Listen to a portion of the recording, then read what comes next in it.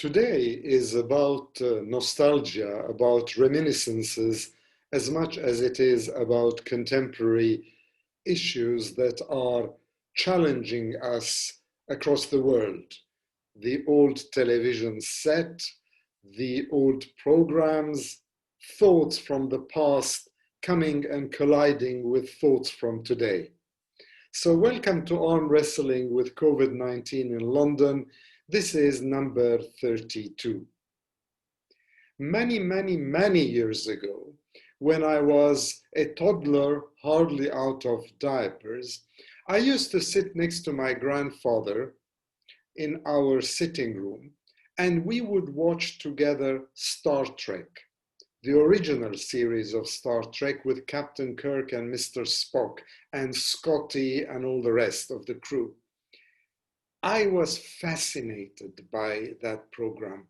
It was escapism par excellence, but at that age, I didn't understand escapism. So for me, it was the novelty, the gadgetry, the challenge of the future, being out there in space. But it was also Mr. Spock. It wasn't Captain Kirk.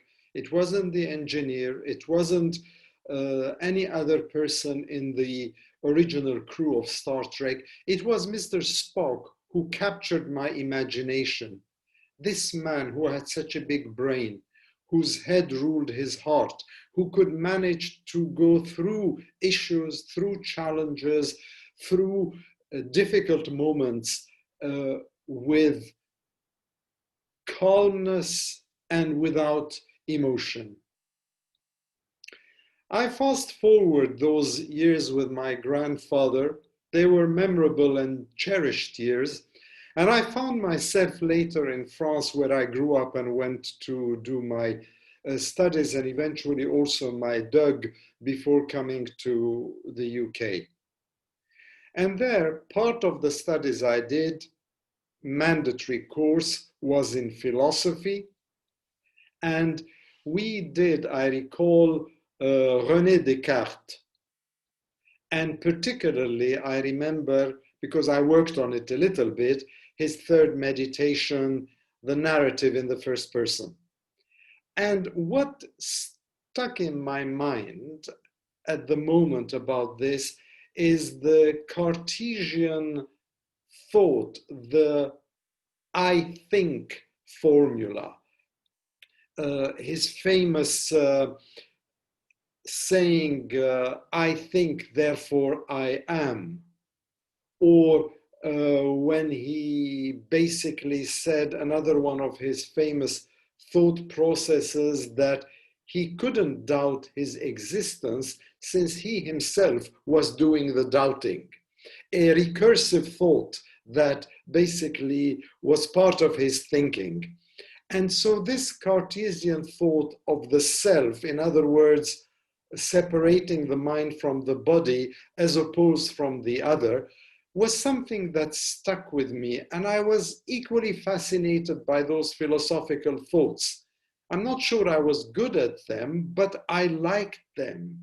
And in a sense, I was discussing this with some of the little kids, the students with me, the teenagers who were doing the same course. And I was, of course, expanding liberally about my earlier experiences with my grandfather watching Star Trek together and telling them how in my head, Mr. Spock of Star Trek and Cartesian thought, mind over matter, you know, all those things had so much importance in my life, so much so that there was a stage in my life, even there before I came to the United Kingdom, where some of my friends used to call me not Harry, or even not the Armenian version of Harry, but le petit Monsieur Spock.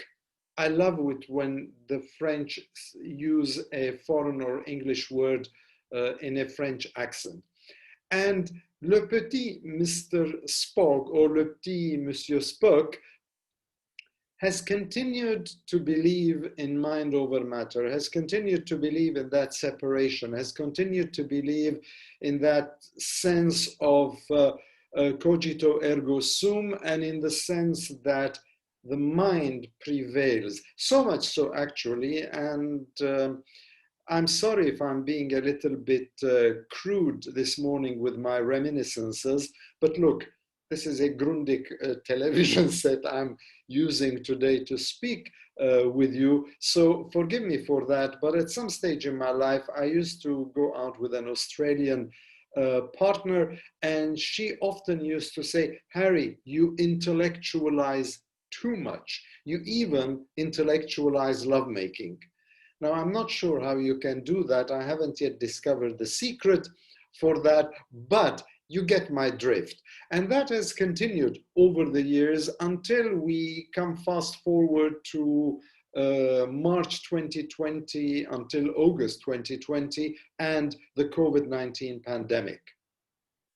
And during this time, I basically thought mind over matter. We can prevail. We can move forward. We will conquer this. This is just a tiny virus. All it needs is for us to wash our hands, for us to use a face covering, and for us to keep safe physical distancing. Those are the three rules that I think are basic, fundamental, simple rules that would help so many of us avoid trouble by either getting the virus or transmitting it to others. But I've looked around me. Look at the United Kingdom. We've got over 40,000 deaths over those few months. Look at the European statistics, the EU statistics, if you want, the statistics by the European Center for Disease Prevention and Control. It says that Europe has sustained over 180,000 deaths from COVID-19. And when you take those figures together, when you take the fact that no matter what you're doing, you can't see the light at the end of the tunnel, where you're trying to find a goalpost, something to work toward, to say, if I do this and that and the other, I will actually get out of this. And yet, that is not happening. Even the vaccine, we keep being teased with a vaccine, but even the vaccine is still a long time away. So you start wondering, are we going to get there? And is this sort of control, the mind over matter, the idea that your head prevails, that it sort of moves you forward, something incidentally which I've used in not only in love making, according to my former partner, but also in my conflict resolution and second track work over the years in politics, in my legal work, even in my faith-based system. I've always tried to use the thinking rather than the feeling approach. But there comes a time where I think even somebody like me begins to wonder, am I doing the right thing? Am I going to get out of it? I hear stories of the domestic abuse, the people who are losing hope, the people who've lost work, the people who are now furloughed, but who are going to lose work eventually once the furlough comes to an end, no matter how many weeks or months our Chancellor of the Exchequer tries to extend the scheme. No matter all those attempts, the time is going to come when it sort of comes home to you that, you know, this is huge. This is not a mere passing disease, but this is something that has really begun to control us. And when I look at the people who are depressed, I talk to my medical colleagues and friends and GP, and they tell me that the statistics show that more and more people are depressed. Some of them entertain morbid thoughts about the future, about whether they'll get it or not. The older generation, some of them are literally terrified to go out of their houses. Still now, toward the end of August as we are, and I start wondering, Cartesian, mind over matter, I think therefore I am, or is there something else? And probably there is something else.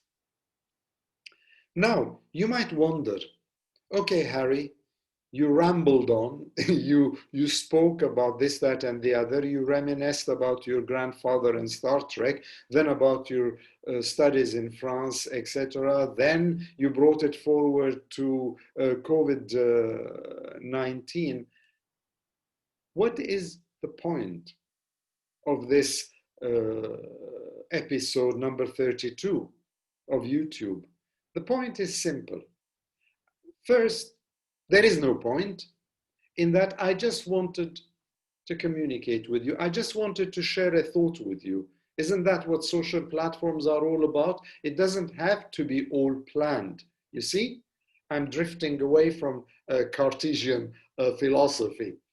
But the other point is to say that no matter how strong we are, and no matter how hard we try to move forward, to be steadfast, to be strong, we do fall down. We do meet obstacles. And we suddenly realize that we're not as invulnerable as we thought we were, that there are moments where our humanity, where our weaknesses, where our passion, where our heart prevails, rather than our mind leading us forward. René Descartes in the 17th century, and disciples like Spinoza and others, he basically had many, many people who disagreed with him. And perhaps what I'm doing today simply is indulging myself by disagreeing with myself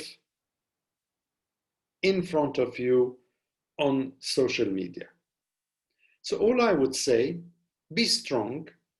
In moments of doubt, in moments of vulnerability, in moments of weakness, in moments of self-questioning and self-examination, two different things, be sure and keep saying, we'll get through all of this, no matter the statistics, no matter the pressures, no matter the difficulties. And so as we embark upon a new week, Star Trek or no Star Trek, my grandfather is long dead, I wish you a good week.